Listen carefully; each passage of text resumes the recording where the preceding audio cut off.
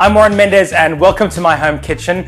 Today we're going to be cooking a banana bread with a Choc-caramel swirl. I've kind of taken the best of a banana bread and a banoffee pie, mashed them together to create this very rich and intense banana bread. So very simple as well, and you can adjust this with whatever ingredients you have at home. We're going to be using, of course, very ripe bananas. They're the basis for every good banana bread. So when I say ripe, I mean you've got to have these dots everywhere and real blackness on the skin. And I'm using 3 bananas here, which is going to make the cake really dense, but also have that intense banana flavor. So a lot of banana cake recipes would only use 2. We're going in with 3, and then just give them a mash with a fork. Then I've got 125 grams of melted butter, which I've cooled down.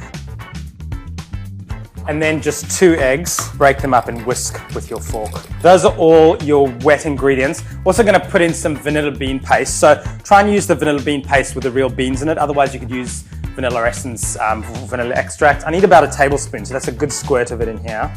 So in this recipe, I'm using a combination of flour and almond meal, and that'll really make the cake nice and rich, and that almond meal kind of gives it a bit of a frangipan type of texture to the cake. So just a cup of the almond meal and just the plain flour, and we'll just sift in the bicarb. So the thing about the bicarb, obviously it's going to give a little bit of rise to the banana bread, but also it's going to help darken those bananas as it bakes, which is what gives the beautiful color in a banana bread. And then just some raw caster sugar. Now we'll just bring everything together. Okay, I almost forgot, but everything needs balance. We've got that caramel, so I'm going in with some salt flakes as well, with a bit of a salted caramel crunch, and now we can mix it all together. Okay, so that's the mix done, so easy. And we're going to be able to go straight into our pan. So you could pour all that mixture into a pre-lined loaf pan here, but what we're going to do is we're going to go half and then put a layer of chocolate and caramel and then the other half, and that way when you slice the banana bread, you're going to get this beautiful layering in between. And so I've got some dark chocolate and we'll just give it a fine chop. So chocolate is chopped, loaf pan, and we're going to go in with half of the mixture. And now just spread it out so you've got a nice even base layer.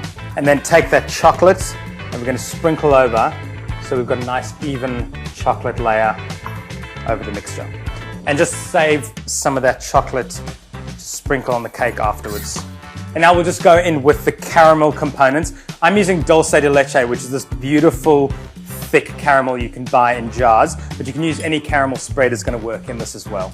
Without going towards the sides of the tin, we're just going to do dollops of that caramel. And now on with the remaining batter. So I've got the oven preheated to 160 fan forced or 180 conventional, and we're going to go in for about an hour until a skewer comes out clean. And if it's browning too quickly, you can just put some foil over as well. Smells great. And now what we're going to do is we're going to let that banana bread cool on the rack for 15 minutes, and then I'll tip it upside down and let it cool upside down, and that way we'll get a nice flat top for when we ice it. So the cake is cooled. The icing is incredibly simple. I've just got some more of that caramel, and I'm just going to let it down a little bit with some milk, and that way it'll be nice and loose and be able to drizzle over the cake. Okay, so it's nice and loose, but still got a bit of hold to it. And now just go along the center of the cake and allow it to kind of drip over with its own gravity, so don't push it over too much.